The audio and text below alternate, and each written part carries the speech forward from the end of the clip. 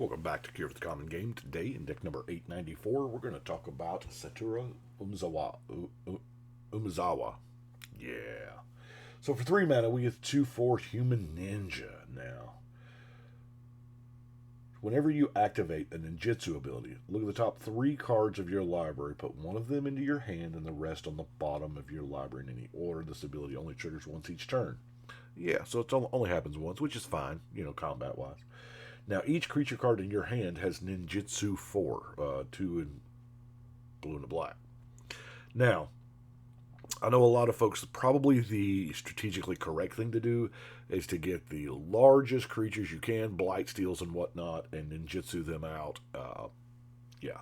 But that's not what I did. I saw black, blue, ninja commander, so I wanted ninjas. Just ninjas. This is a ninjutsu deck, but I do have a little bit of the other sprinkled in there. So let's get into it. We got ourselves a Soul Ring, Dimir Signet, Locket, Cluestone, Key Rune, Silumgar Monument, whole 9 yards, right? And then the Hedron Crawler, because it's not bad. And, it is a creature you can, because a lot of times people will be like, no, I'm not blocking, I'll tackle my 0/1, sure, fine, whatever. Ninjutsu something out.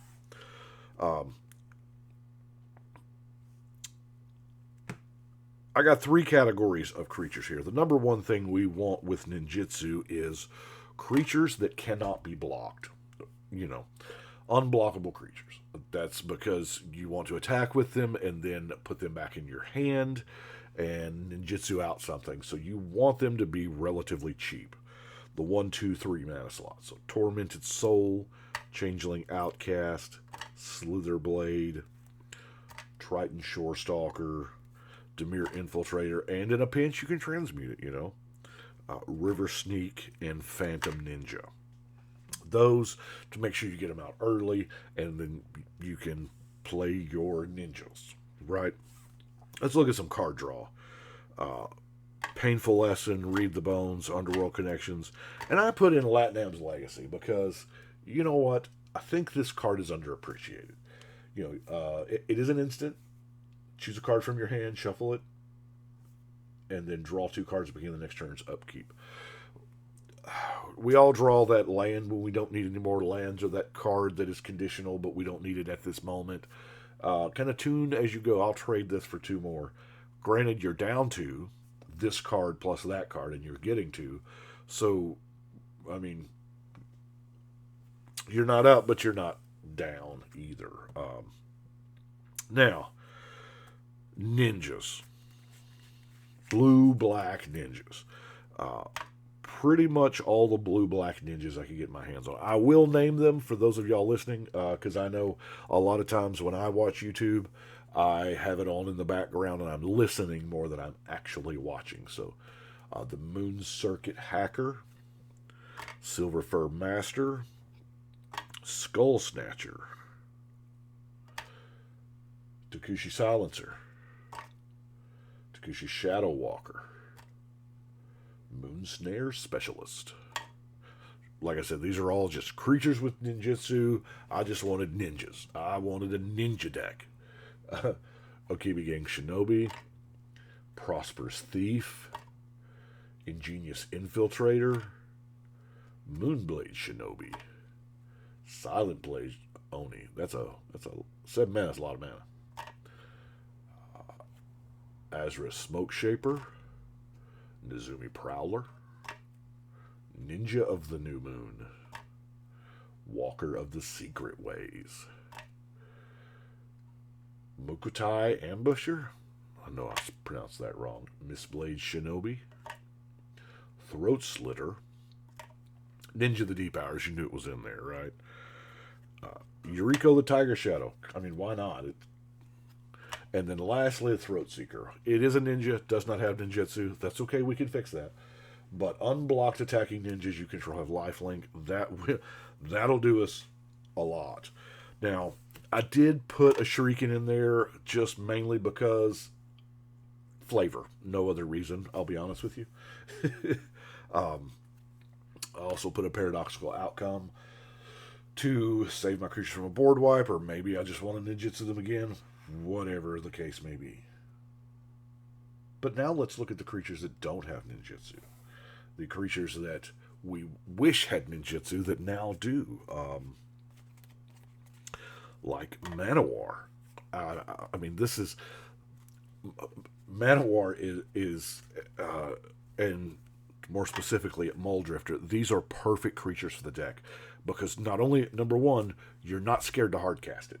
I'll hardcast a Muldrifter. It's a 2/2 flyer that I drew 2 cards from, right? Okay, cool. I swing with it, you don't block. I bring it back to my hand, ninjutsu something else out. And I get another ETB effect with the Muldrifter. Or I can use it the other way and ninjutsu this in. It's, yeah. The good comes into play creatures. Awesome. Even stuff like the Pilgrim's Eye. It's a flyer. It's an early game flyer. To get you that land, you can bounce it back. You can, ooh, so good. Meteor Golem. Destroy non-land permanent. Wow.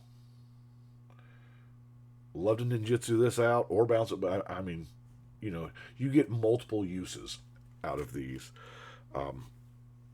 Demon of Loathing. I'd rather pay 4 mana than 7, that's for sure. For a 7/7 flying trampler. The Sandstone Oracle, drawing some cards. Ravenous Chuppathingy. Just 1/8/7 a creature. Bone Shredder. Yeah, why not, right? Stormy. Stormtide Leviathan. This is a card right here. 8 mana down to 4. I'll take it at half off and no haste and no sickness and into play and all that cool stuff. Whirler Rogue's kind of neat because when you play it and bounce it back, you're left with the 2 flying tokens.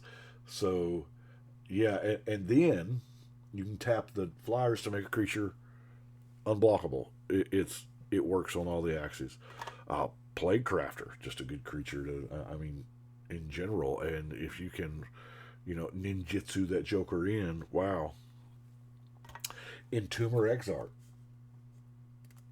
Yeah. Mercurial Pretender. This one is kind of neat. It's a clone that you can bounce back to your hand. And yeah, the ninjutsu, you're only getting, 1 mana off, but still the reusability is great. Now, I did put Zerasan in there just mainly because it's, it's a merfolk rogue, but it's kind of ninjutsu. That's my honorable mention. Ninjutsu, I guess. Yeah, they were not in a Kamigawa set, so they didn't want to use the term ninjutsu, but that's what it is, right? Blizzard Spectre. Deals combat damage to a player. Choose one. That player bounces a permanent, or that player discards a card. That's pretty sweet. And then Etrata just can't be blocked. It's an unblockable creature. Yeah. Pretty neat. Hit counters. Now, there's a little bit of removal. There's not a lot, because the creatures in and of themselves are the removal. There's so many ETB effects that work for us in that favor. I do have a boomerang, bounce something back to save it or to re-use whatever. A cast down and a doom blade. A lot of people don't use spot removal. I firmly believe spot removal matters. It matters a lot.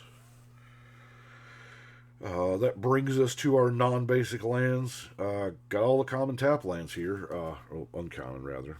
Submerged Boneyard, Dismal Backwater, Juaral Refuge, Demir Guildgate, Rogue's Passage, if we get desperate enough for something to be unblockable, Evolving Wilds, and the Terramorphic Expanse. And that is Satoru. I know that there are way more busted versions out there, but I wanted to have fun with ninjas. It's probably the most ninja-themed ninja deck I've made yet. I do like it, and we are going to go put 894 on the wall.